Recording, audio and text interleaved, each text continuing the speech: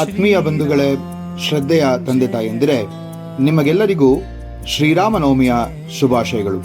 ವಸಂತ ಋತುವಿನ ಚೈತ್ರ ಮಾಸದ ಶುಕ್ಲ ಪಕ್ಷದಲ್ಲಿ ನವಮಿ ಎಂದು ಜನಿಸಿದಂತಹ ಆ ಮಹಾನ್ ತೇಜೋಪೂರ್ಣ ವ್ಯಕ್ತಿಯ ನರರೂಪಿ ಭಗವಂತನ ಉಪಾಸನೆಯನ್ನ ನಾವು ಇಂದು ಮಾಡ್ತಾ ಇದ್ದೇವೆ.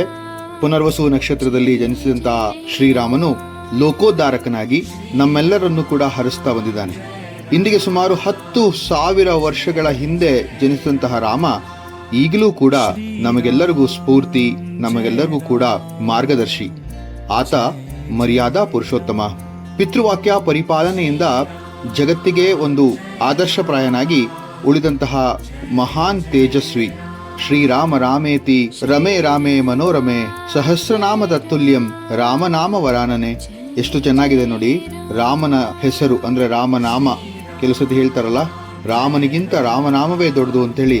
ನಾನು ಹಿಂದೆ ಹನುಮನ ವಿಚಾರವಾಗಿ ಹೇಳುವಾಗ ರಾಮನಾಮದ ಒಂದು ಮಹತ್ವವನ್ನು ಹೇಳಿದ್ದೆ. ಕಬೀರರು ಕೂಡ ಅದೇ ಹೇಳ್ತಾರೆ, ರಾಮ್ ಸೆ ಬಡೋ ಹೈ ರಾಮನಾಮ್ ಅಂತ ಹೇಳಿ.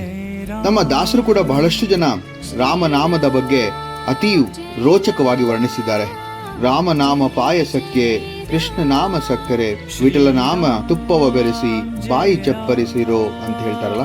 ರಾಮತಾರಕ ಮಂತ್ರದಲ್ಲಿ ಬಹಳ ಸುಂದರವಾಗಿ ರಾಮನಾಮದ ಒಂದು ವರ್ಣನೆಯನ್ನು ಮಾಡಿದ್ದಾರೆ. ಹಾಗಾದರೆ ರಾಮ ಅಂತಂದ್ರೆ ಏನು ಅಂತ ತಿಳಿಯೋಣ. ರಾ ಅನ್ನೋದು ವಾಯು ಹೊರಗೆ ಬರುತ್ತೆ ನೋಡಿ. ರಾ ದೇಹಗತ ಪಾಪವೆಲ್ಲವೂ ಕೂಡ ವಾಯು ರೂಪದಿಂದ ಹೊರಗೆ ಹಾಕುವುದೇ ರಾ.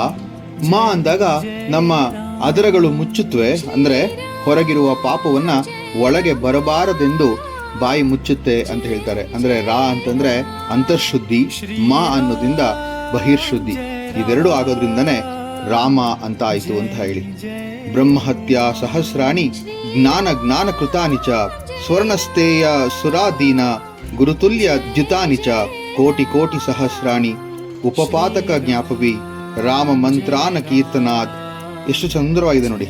ಯಾವುದೇ ಪಾಪವನ್ನ ಮಾಡಿದ್ರು ಕೂಡ ಅದಕ್ಕೆ ಒಂದು ಪರಿಹಾರ ಅಂತಂದ್ರೆ ರಾಮನಾಮ ಅಂತ ಹೇಳ್ತಾರೆ.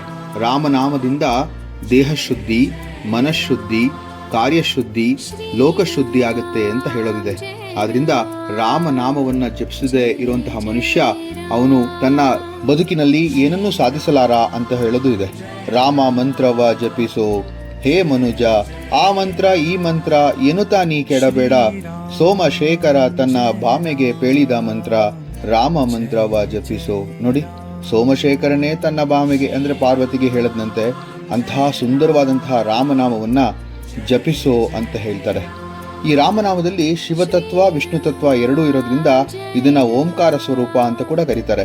ರಾಮ ತಾರಕ ಮಂತ್ರವನ್ನ ನೀವೆಲ್ಲರೂ ಕೂಡ ಜಪಿಸಿ ಶುದ್ಧರಾಗಿ ನಾವೆಲ್ಲರೂ ಕೂಡ ರಾಮನಾಮದಿಂದ, ರಾಮನ ಆದರ್ಶಗಳಿಂದ ಮುಂದಿನ ಜೀವನವನ್ನ ಸುಂದರವಾಗಿಸೋಣ. ರಾಮ ಮತ್ತು ರಾಮನಾಮದ ಮಹತ್ವ, ಆ ಒಂದು ಶಕ್ತಿ ನಮ್ಮ ಮೇಲೆ ಆಶೀರ್ವಾದ ರೂಪಕವಾಗಿ ಇರಲಿ ಅಂತ ಹೇಳ್ತಾ ಈ ಒಂದು ಉಪನ್ಯಾಸ ಮಾಲಿಕೆಯನ್ನು ಮುಗಿಸ್ತಾ ಇದ್ದೇನೆ. ನಮಸ್ಕಾರಗಳು.